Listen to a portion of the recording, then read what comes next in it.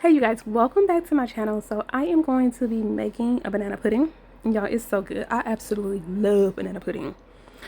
Do not waste your milk the way I did. So I'm cooking some butterscotch on the stove first. I'm going to use this box of Jello pudding butterscotch mix. So it called for 2 cups of milk and then also the pudding mix. And this to a little saucepan. As you can see, I cleaned that milk up because don't cook on a dirty, messy stove, okay? So I got me some new whisk. If y'all was in my other video, my whisk was towed up, okay? It was towed down. So you're just gonna go ahead and mix this up, or whisk it in other words, until it's nice and thick. So it took about 5 minutes of me stirring, which is fine. Like, I did stop in between.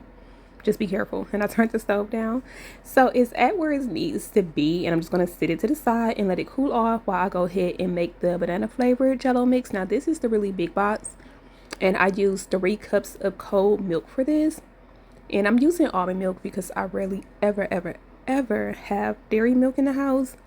It started going, like a few years ago, it started going bad really fast, like really fast, so I just stopped using it. So I'm adding some cookie nip in here, some cookie nip flavoring. You do not have to add that. You don't have to add it. And then I am using my new electric mixer. I absolutely love this little thing. You can use it for eggs. It comes with another shorter attachment or whatnot. But you can use it to mix up eggs, mix up cakes, like whatever you need to use a whisk for, and it's electric. It's electric. All right, so I have a aluminum pan here. These are my favorites. I get the whole pack from Sam's Club. I know it's over 20 pans in there for like $10, and I just added a bag of wafers that I had to the bottom, and I'm going to pour this on there. Now I did not let this sit in the refrigerator to thicken up because of how I wanted to use it. I wanted the cookies at the bottom to get softer, so I added it that way while it's still loose instead of it becoming like more of a solid thick form. And so after I add that on top, and then I added some of the butterscotch pudding and then more cookies, and of course history repeats itself over and over again until you are done.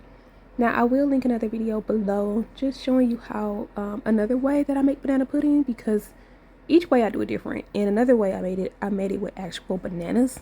Y'all, my mama did not want this. She literally declined our pudding because it didn't have bananas in it. I'm like, but it's good. Like, this butterscotch is about to set it off, and it absolutely set it off.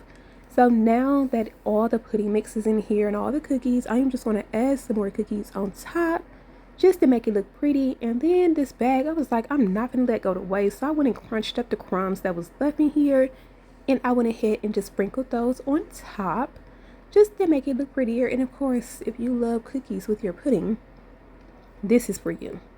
If you just want cookies and pudding with no bananas, this is for you. So I covered it and I put it in the refrigerator while I cooked, while the kids was at school, when I went and picked up the kids, when I got off of work, and then I got it out, which was about 6 hours later, because I did this on my lunch break too. About 6 hours later, and you guys, I say too because I just did another video that I did on my lunch break. It's like lunch break chronicles or whatnot. And so after we ate, actually I didn't get this until the next day we ate it. Actually, no, this may have been later on that night. It was definitely later that night after we ate, showered, and everything. Now I'm just going to try this pudding for y'all. And you guys, look, it has solid up the rest of the pudding. It's not runny, and it's so good. It is so good. I love banana pudding. All right, so that is the end of my video. Let me know, what is your favorite dessert? Let me know how you make your banana pudding. Do you like bananas or do you not? I love them either way. See y'all in my next one.